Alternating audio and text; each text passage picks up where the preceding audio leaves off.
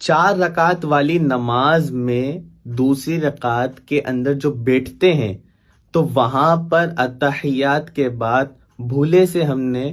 درود ابراہیم کو پڑھ لیا تو کیا اب نماز ہو جائے گی؟ ایک اسلامی بھائی نے یہ سوال پوچھا ہے۔ اس کا جواب سننے سے پہلے آپ یہ سمجھیے کہ وہ کون کون سی نمازیں ہیں جن کی دوسری رکعت میں جو ہم بیٹھتے ہیں، جس کو قعدہ اولیٰ کہتے ہیں، اس میں اتحیات کے بعد درود ابراہیم کو نہیں پڑھنا ہوتا ہے۔ دیکھیے، ایک کے ظہر کے 4 فرض، عصر کے 4 فرض، مغرب کے 3 فرض اور عشاء کے 4 فرض، ٹھیک ہے۔ اسی کے ساتھ ساتھ جو ظہر کی 4 رکعت نماز سنت ہے، اس میں آپ کو جب دوسری رکعت میں جانا ہوگا تو وہاں پر آپ کو اتحیات کے بعد کچھ نہیں پڑھنا ہوتا ہے، فوراً تیسری رکعت کے لیے کھڑے ہونا ہوتا ہے۔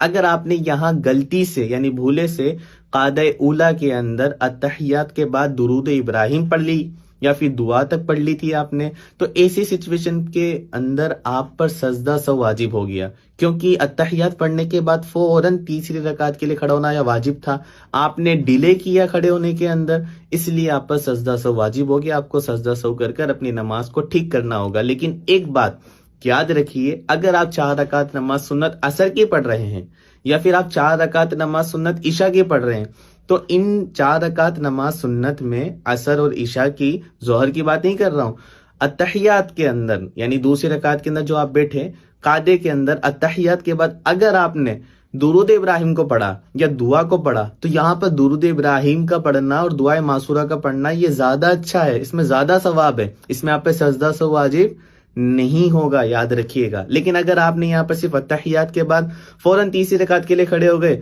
تب بھی نماز ہو جائے گی۔ لیکن اگر آپ اتحیات کے بعد درود ابراہیم کو پڑھتے ہیں اور دعائے معصورہ کو بھی پڑھتے ہیں تو یہاں پر آپ کو زیادہ ثواب ملے گا درود ابراہیم اور دعائے معصورہ پڑھنے کا، سمجھ گئے؟ بلکہ بہتر ہے، پڑھنا چاہیے۔ اسی طرح کی ویڈیو دیکھنے کے لیے آپ اب بھی ہمیں فالو کر لیں۔ انشاءاللہ ہماری ویڈیو سے آپ کو نماز سیکھنے کو ملے گی، اور اس ویڈیو کو اپنے سبھی دوستوں کو ضرور شیئر کریں۔